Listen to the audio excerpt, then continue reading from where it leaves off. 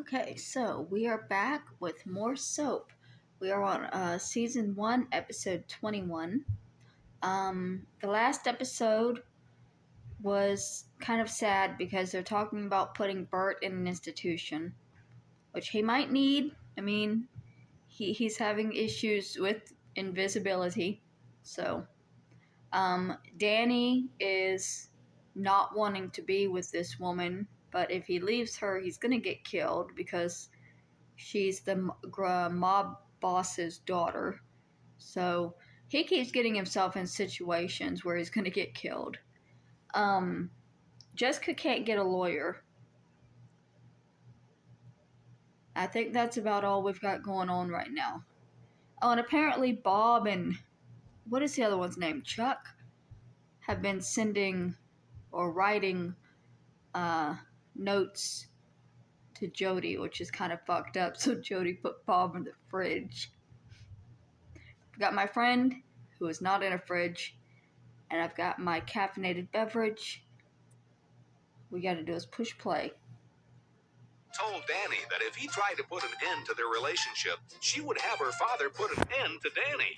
Bert ended up agreeing to go to an institution where he can hopefully put an end to his invisibility. Meanwhile, Jessica might end up behind bars, since the judge she's ended up with once invested and lost $40,000 with Chester. Confused? You won't be after this week's episode of Soap. This is the story of two sisters, Jessica Tate and Mary Campbell. These are the Tates, and these are the Campbells. And this is Soap.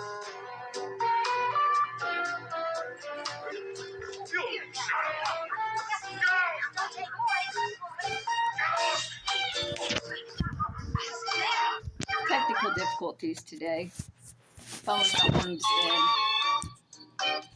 I broke my holder. My dollar store one snapped. I might be a little rough with things. I can't believe it. Danny's bringing home a girl. I'm a nervous wreck. Mary, what are you nervous about? Listen, a guy brings home a girl. It's important. It's serious. I don't know. I used to bring him home because I couldn't pay for dinner. I hope she likes us. I hope she's nice. Oh, God, I'm nervous. Mary, wait a minute. You got this all wrong. She's the one being brought home. She's supposed to be nervous, not you. You're right. I'm not being looked over. I'm doing the looking over. Right. I'm the one that has to like her. Right. Then why am I so nervous? Beats me. Darling, there is one thing. This is obviously someone Danny likes a lot. Someone special, you know? So I think we ought to get to know her a little longer before we spring certain things on her. Like what? Invisibility? Like if you get the urge to become invisible. For example, I think that you ought to get to know her before you let her see you do that. Oh, yeah, of course. You know, I suppose I shouldn't tell her about being committed next week either. It's them. Gee. Hi.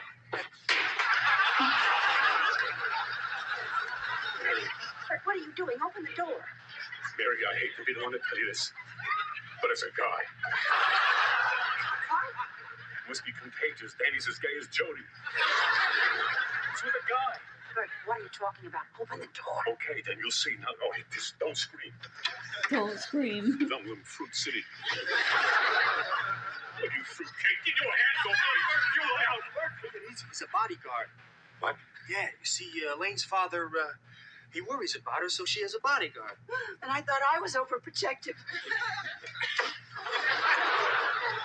Do we get to meet her, or does she just wave from the car?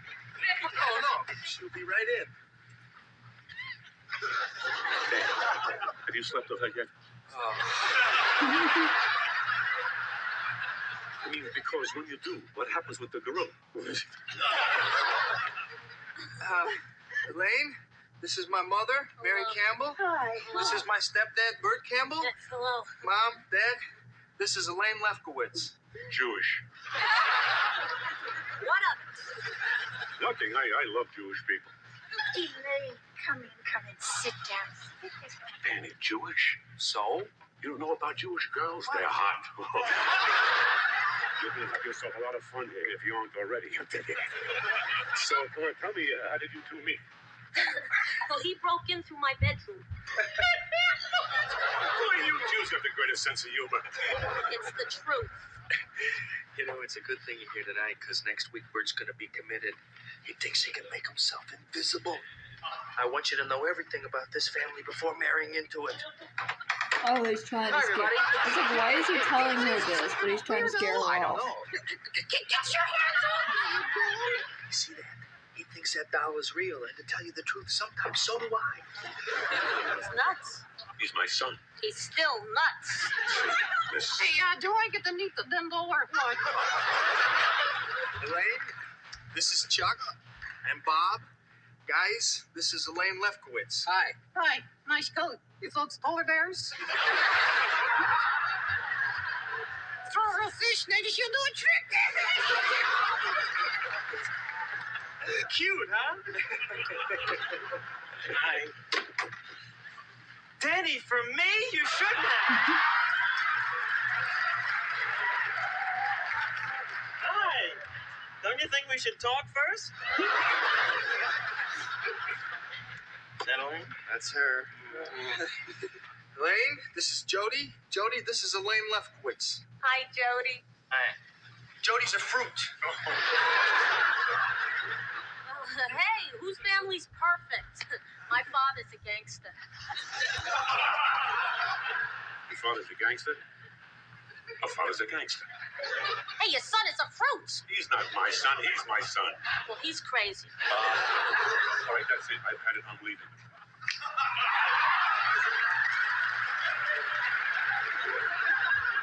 Now he's invisible. Oh, my God, this is a zoo. So, Now he's invisible. you want to change your mind? Hey, cutie, want to nudge around?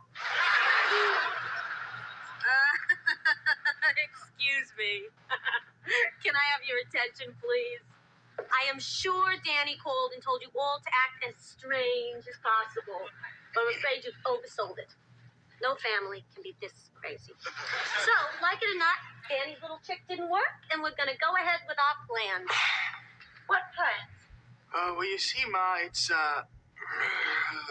Danny and I are getting married. Oh, wonderful. You'll get a blood test, and the bear will get a rabies shot.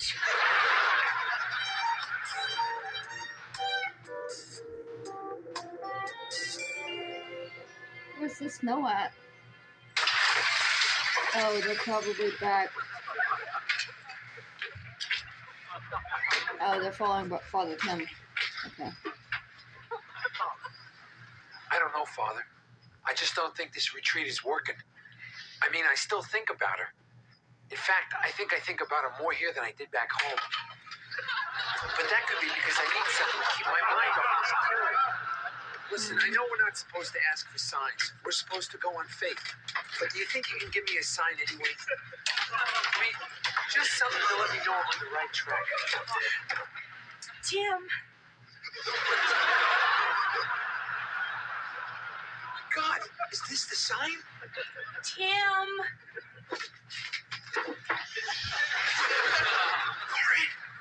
Corinne, how did you get here? No one can get here. This place is totally isolated. Oh, it wasn't easy, let me tell you. I had to hire an Indian guide to help me up the mountain, and halfway up he quit. It's below zero out there. It's below zero in here. Tim, is this where you live? Yes, Corinne. You can't stay here. You can't stay here either. It's freezing. Now, there's a beautiful hotel down the mountain in Banff. You'll love it. There's fireplaces and room service. Well, he had a fucking window before she broke it. It was probably a bit warmer. Let's go, Tim. Corinne! I came here for a reason, remember? To forget you. Have you? No. Good. Father Jim. Oh. She's It's a so vision. narcissistic. Father Jim, a vision. Oh.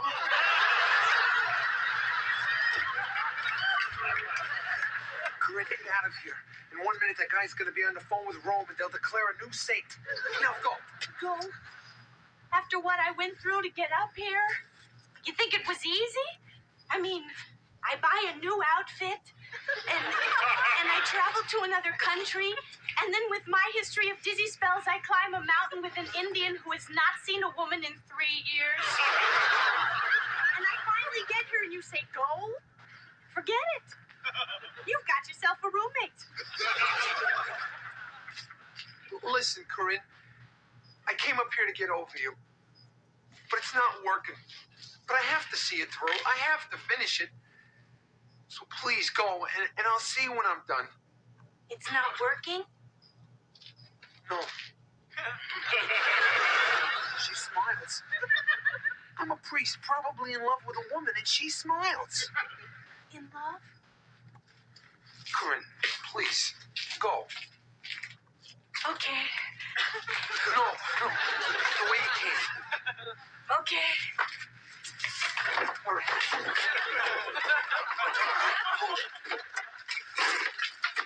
But I'll be down at that hotel. She was here, she was. It was a vision, right, Father Tim? She was a vision, all right. But she's gone now. The Lord giveth, the Lord taketh away. Maybe I've been on the mountain too long. Also, is Corinne the dumbest bitch in this family? Why is her snowsuit all white? Is she wanting to be shot like she's a polar bear or get lost and completely... Like, nobody would be able to fucking find her because she would blend in with the snow so well in that suit. Why? You gotta put some color so if you get lost, somebody can find your ass before you die.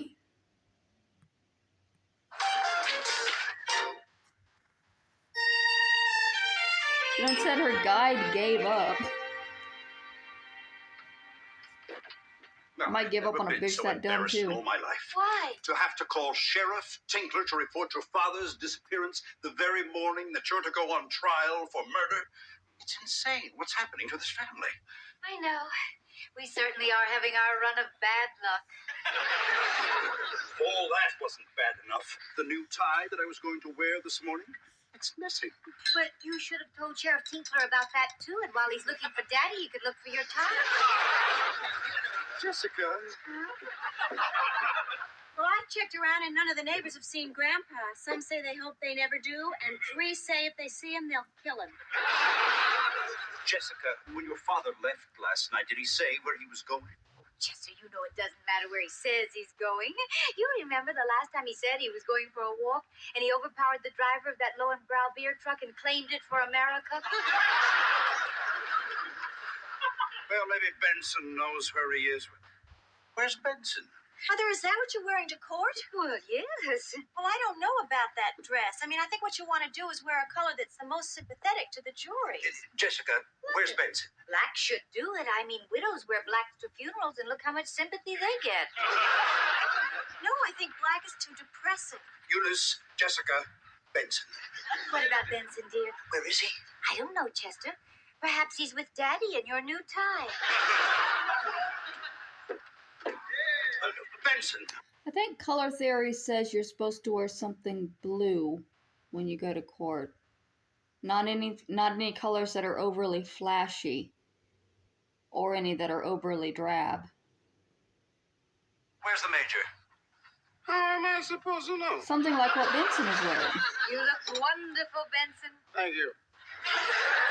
Benson, you know the major gets in trouble. You're supposed to watch him. It ain't my job to watch him. Now, the only thing I got to watch around here is what's cooking in my oven. You want me to watch him? You put him on a platter with a lot of little potatoes on it. You know, Jessica, it's a good thing I'm not a bigot, because if I were, I could say a few things right here. Like what? Beige. You should wear beige. Beige is the perfect color, Mother. Benson, I think I tied this wrong. That's my tie. That's right. See, I don't have one of my own, so I asked Benson to pick one of yours that would be suitable. You gave him my new tie? How about that? It does Can't go with wear the that. suit. I'm wearing that. It's all yours. Major, There he is. where have you been? Hi, Gramps. Daddy, where have you been? Chester, he's not answering. I can see that, Jessica. But he is smiling, so wherever he's been, it was nice. I think I am in love. Chester, Daddy's got a girlfriend. Oh, Where did you meet her, Daddy? I met her in the cemetery. I go to see my old friends there. I have lots of friends there. And there she was. Sheba Pfeiffer. That's her name. And I'm in love with her. Sheba Pfeiffer. Sheba Pfeiffer. I don't think I know the family. where did you spend the night? Colonel, as an officer and a gentleman, you shouldn't even ask that question. But this is the real thing. This is it. I haven't felt like this since my dear departed beloved wife, whoever she was. Benson, I need you up here. Jessica, come on out of there. Jessica, this is a murder trial. It's not a party where it's chic to be late. I'm not going. What do you mean you're not going? I'm not going. You're not going at all? I'm not going at all. I see. You know they'll put you in jail for this, Jessica. Jessica, I'm not going to let you do this to yourself. Well, I'll have to break down the door. Stand back, Jess, because the wood is going to fly. Nice work, Clint.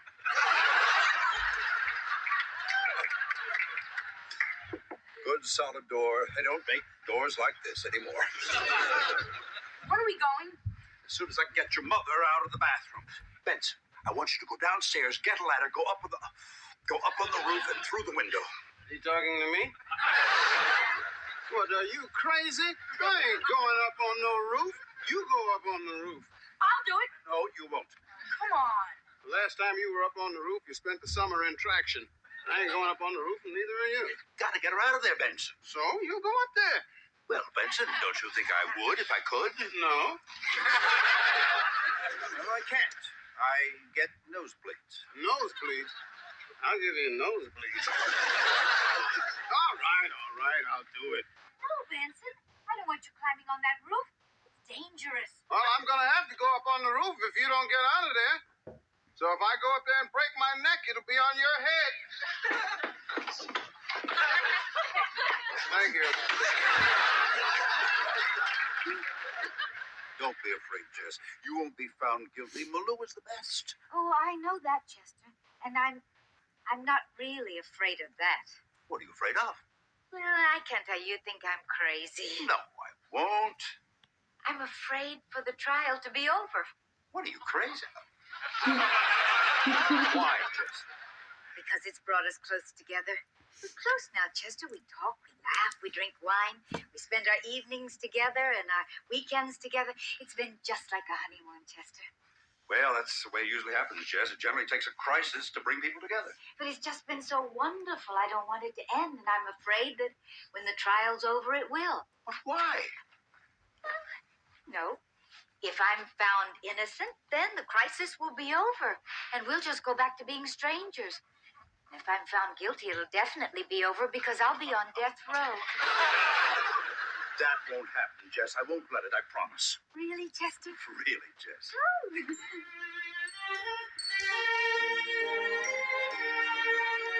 I still don't think it was her. Hello, I'm Carol David, Mr. Malou's assistant. And you are? Mary Campbell, this is my husband, Bert. Thank you. And you? Danny. Right. And Chuck. Chuck and Bob. And Bob. And you're Jody? You sound surprised. You're the suicidal homosexual? Do we have mutual friends?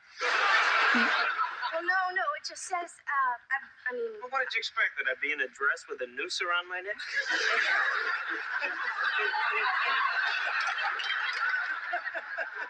I'm sorry. I guess what threw me is you're just so adorable.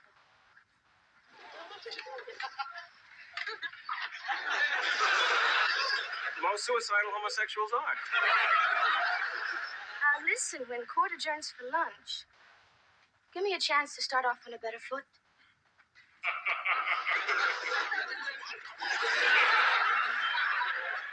Please. Okay.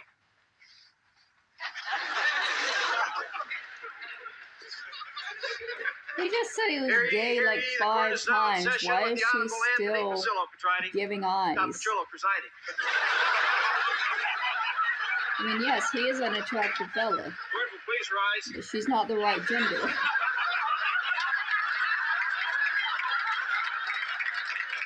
right, everyone be seated.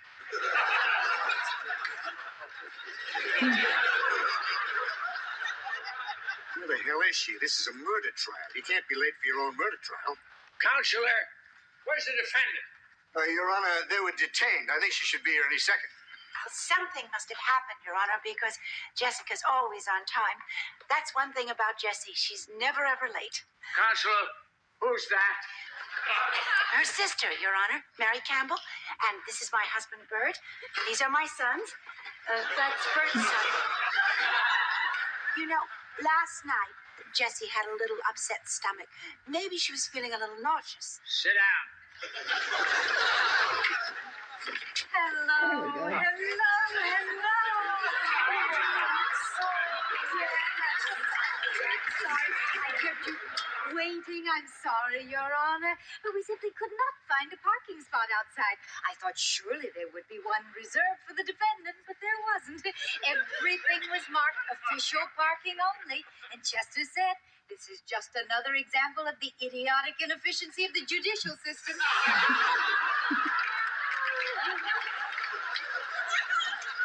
Is this my jury? Oh, hello. Mrs. Tate. Mrs. Tate. Will you, please sit down? Nice outfit. What's this for? In case you want to jot something down or write me a note. Why would I want to write you a note? I'm sitting right next to you. She's again acting like she's forgotten to take a medication I'll write you a note. or doubled up on something. Yes, Your Honor. Is it all right if I doodle? Yes. So this is how she is when she's super stressed. Oh, look who's here. Hello, Mr. Frank. Mrs. Tate, Oh, you no. realize... Judge, hold that thought 1 minute. We'll get right back to you. Now, don't you think it's silly for all of us to sit at two big tables? I mean, it creates an almost antagonistic atmosphere. Sort of them versus us. Don't you think it would be better if we all sat at one large table? Much warmer and friendlier than... Mrs. Tate, I've endured your stalling tactics long enough. Counselor, please. All right, Mr. Franklin. You can begin your opening statement. Thank you, Your Honor. Ladies and gentlemen of the jury, we have here an unusual case. Unusual in the sense that this being a small town, the defendant is familiar to most of you. You must, however, I repeat, you must divorce yourself from any previous opinions you may have of the defendant, and instead pay attention only to what you hear in this room. And what you will hear in this room, ladies and gentlemen, is, I'm afraid, a chilling story of how a wife and mother, cold-bloodedly, methodically, and with malice aforethought, committed murder. Oh, a mother?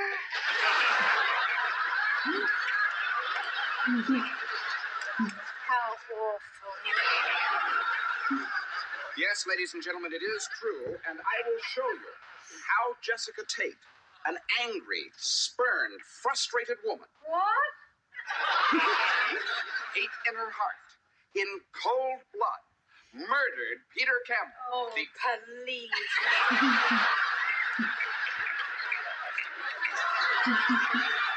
I have never heard anything so rude and awful in all my life. Now, Mrs. Tate, one more word from you, and I'm going to hold you in contempt. Me?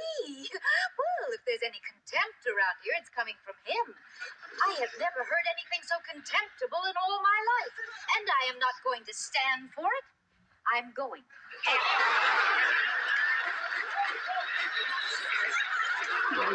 She definitely can't just go. All right, I'll stay. But I must warn you, if you continue in this manner, I will not come back tomorrow.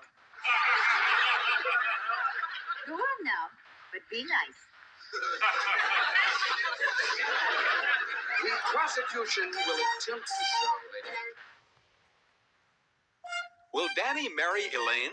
Or will he choose the carefree life of a bachelor and have his head blown off? Will Father Tim leave the retreat to see Corinne? And if he does, will they make him pay for the window? Will Jessica be found guilty of the heinous crime that Franklin has accused her of? And what does heinous mean? These questions and many others will be answered on next week's episode of So. Okay, so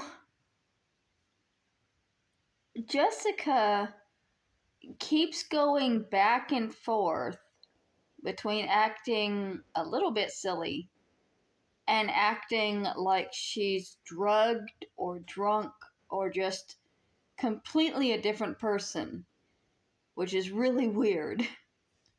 I still don't think it was her though. But I guess we're gonna have to watch the next episode to find out.